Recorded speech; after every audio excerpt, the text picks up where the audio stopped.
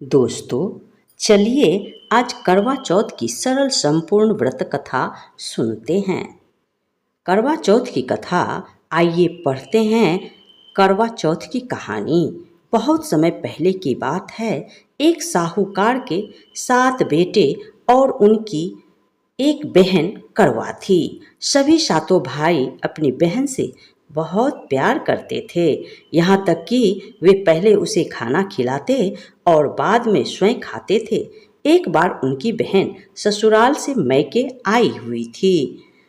शाम को भाई जब अपना व्यापार व्यवसाय बंद कर घर आए तो देखा उनकी बहन बहुत व्याकुल थी। सभी भाई खाना खाने बैठे और अपनी बहन से भी खाने का आग्रह करने लगे, लेकिन बहन ने बताया कि उसका आज करवा चौथ का निर्जल व्रत है और वह खाना सिर्फ चंद्रमा को अर्घ देकर ही खा सकती है। चूंकि चंद्रमा अभी तक नहीं निकला है, इसलिए वह भूख प्यास से व्याकुल हो उठी है। सबसे छोटे भाई को अपनी बहन की हालत देखी नहीं जाती है और वह दूर पीपल के पेड़ पर एक दीपक जलाकर चलने की ओट में रख देता है।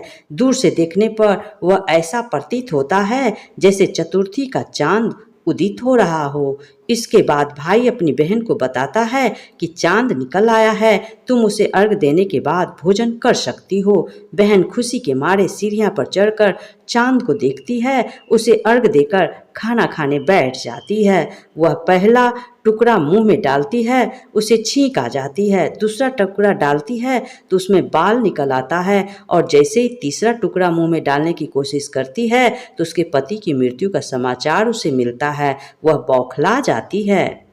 उसकी भाभी उसे सच्चाई से अवगत कराती है और उसके साथ ऐसा क्यों हुआ, करवा चौथ का व्रत गलत तरीके से टूटने के कारण देवता उसे नाराज हो गए हैं और उन्होंने ऐसा कहा। सच्चाई जानने के बाद करवा निश्चय करती है कि वह अपने पति का अंतिम संस्कार नहीं होने देगी और अपने सतीत्व से उन्हें पुनर्जीवित दिलाकर रहेगी। वह पूरे 1 साल तक अपने पति के शव के पास बैठी रहती है, उसकी देखभाल करती है, उसके ऊपर उगने वाले सुईनुमा घास को वह एकत्रित करती जाती है। 1 साल बाद फिर करवा चौथ का दिन आता है। उसकी सभी भाभियां करवा चौथ व्रत रखती है। जब भाभियां उससे आशीर्वाद लेने आती है तो प्रत्येक भाभी से यम सुई ले लो, पिए सुई दे दो, मुझे भी अपनी जैसी सुहागिन बना दो, ऐसा कहकर आग्रह करती है। लेकिन हर बार भाभी उसे अगली भाभी से आग्रह करने का कहकर चली जाती है। इस प्रकार जब 6ठे नंबर की भाभी आती है तो वह करवा उससे भी यही बात दोहराती है। यह भाभी उसे बताती है कि चूंकि सबसे छोटे भाई की वजह से उसका व्रत टूटा था, अतः उसकी पत्नी में ही शक्ति है कि वह तुम्हारे पति को दोबारा जीवित कर सकती है। इसलिए जब वह आए तो तुम उसे पकड़ लेना और जब तक वह तुम्हारे पति को जिंदा न करे उसे नहीं छोड़ना, ऐसा कहकर वह चली जाती है। सबसे अंत में छोटी भाभी आती है। करवा उनसे भी सुहागिन बनने का आग्रह करती है, लेकिन वह टालम टोल करने लगती है। इसे देखकर करवा उन्हें जोर से पकड़ लेती है और अपने सुहाग को जिंदा करने के लिए कहती है।